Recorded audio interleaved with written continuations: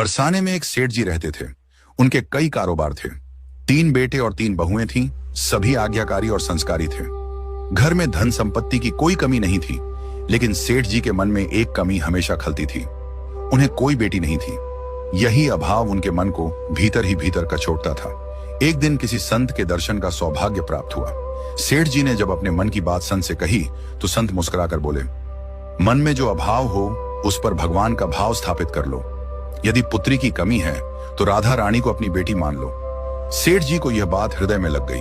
उन्होंने राधा रानी का एक सुंदर चित्र मंगवाया और अपने घर में उसे इस भाव से स्थापित किया जैसे कोई पिता अपनी बेटी का स्वागत करता है।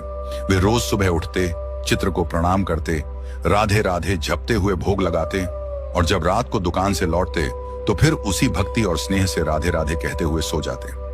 घर में सब कुछ था।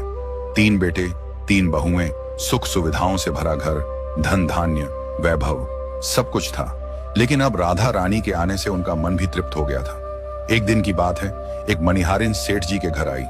वह चूड़ियां पहनाने का काम करती थी और बोली, सेठानी को चूड़ियां पहनानी है। तीनों बहुएं बारी बारी से आईं और चूड़ियां पहनकर चली गईं। तभी एक और हाथ बढ़ा। मनिहारिन ने बिना सोचे समझे चूड़ी पहना दी, यह सोचकर कि शायद कोई अतिथि या घर की अन्य महिला होगी। चूड़ियां पहनाने के बाद वह सेठ जी की दुकान पर पहुंची और बोली, सेठ जी, इस बार 4 चूड़ियां पहनाई हैं, थोड़ा ज्यादा पैसा दीजिए।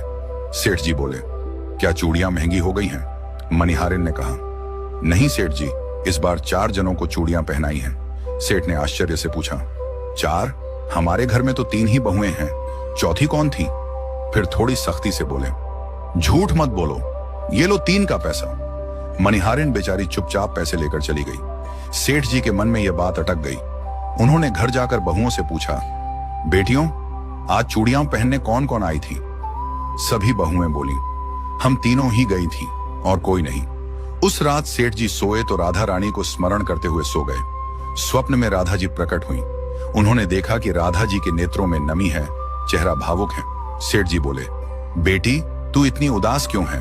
राधा जी बोली, तात, आपने मुझे तनिया तो बनाया, पुत्री का स्थान भी दिया, लेकिन जब मैं स्वयं आपके द्वार आई तब आप मुझे न पहचान सके। मैंने भी आज चूड़ियां पहनी थी, पर आपने मनिहारिन को मेरे नाम की कीमत न दी।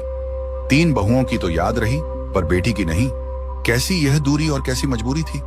आज मैं भी आई थी, लेकिन आपने मुझे भूल गए। यह सुनकर सेठ जी की नींद टूट गई, लेकिन हृदय विदीर्ण हो गया। वह रात उन्होंने अश्रुओं में बिताई। प्रातः होते ही वे स्नान ध्यान करके सीधे मनिहारिन के घर पहुंच गए। मनिहारिन सेठ जी को देखकर चकित रह गई। सेठ जी की आंखों में आंसू थे। वे बोले,